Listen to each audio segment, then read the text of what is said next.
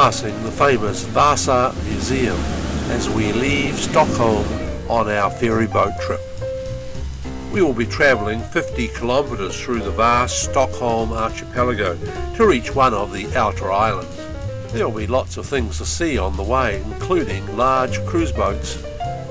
Stockholm is a cruise boat hub, particularly for Baltic Sea cruises. And that's the famous Swedish television tower.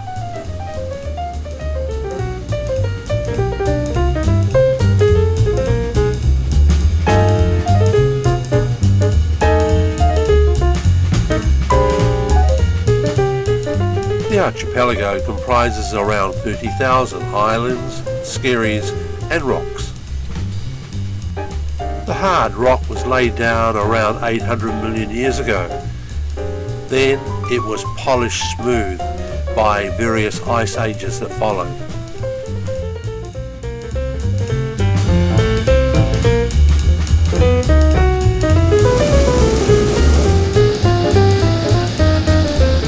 There is opportunity for all sorts of leisure craft in the sheltered seas around the archipelago.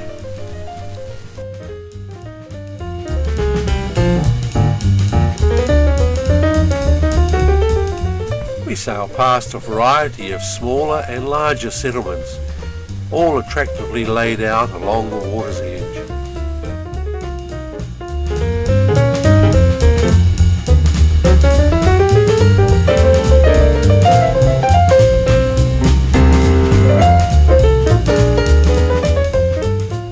One very impressive sight is the Vauxholm Fortress, originally constructed in the 16th century.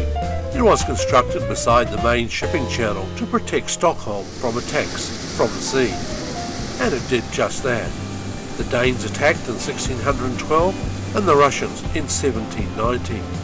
Appropriately today, it is the home of the Swedish National Museum of Coastal Defences. As these low rock islands pass by, I'm reminded of Swedish filmmaker Ingmar Bergman's early films such as Summer with Monica. It was these films that first acquainted me with this Swedish location.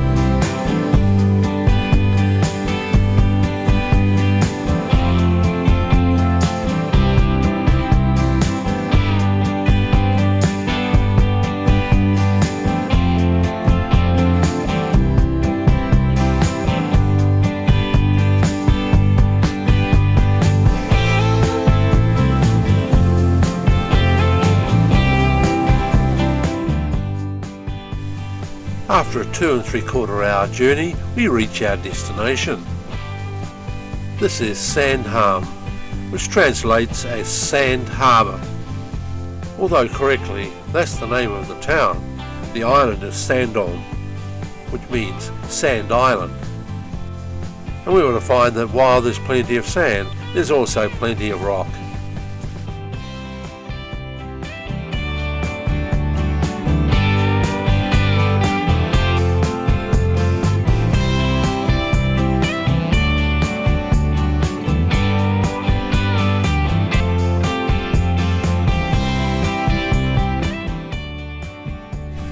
And this is such a picturesque place to arrive at.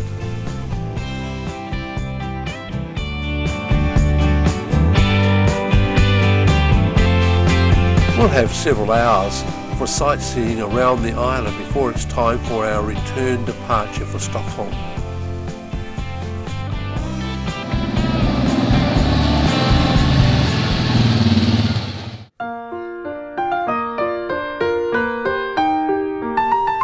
This is a delightfully relaxed and quiet spot to visit.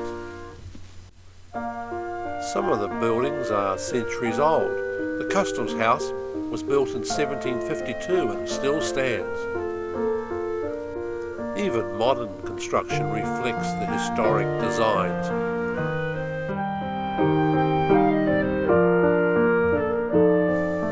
Year-round, the permanent residents only total around 100, but in summer the number rises to 2,000 to 3,000, and then add to that 100,000 plus visitors per annum, so the small settlement can be quite busy at times. With cars absent from the island, the settlement is a network of paths and sandy lanes.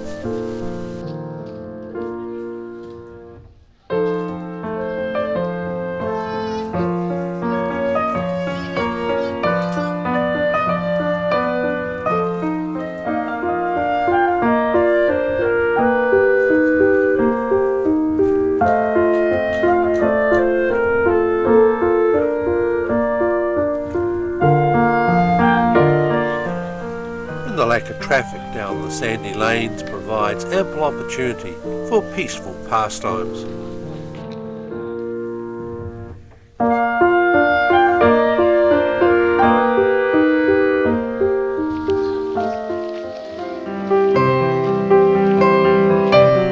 Along the waterfront are the headquarters of the Royal Swedish Sailing Association, one of the oldest boating clubs in the world. In fact, leisure boating began in this area during the 19th century.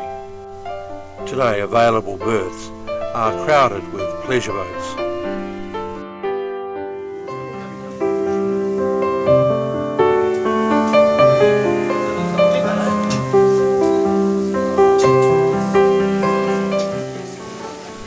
And so, we head back to Stockholm, our visit to Sandhamn coming to an end.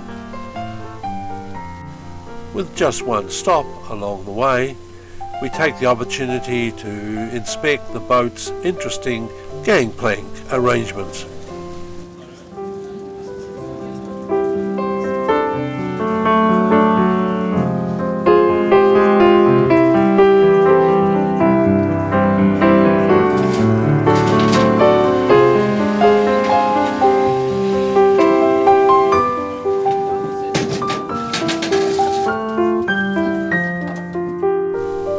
If you are ever fortunate enough to be able to visit Stockholm, this is one trip you really should include in your visit.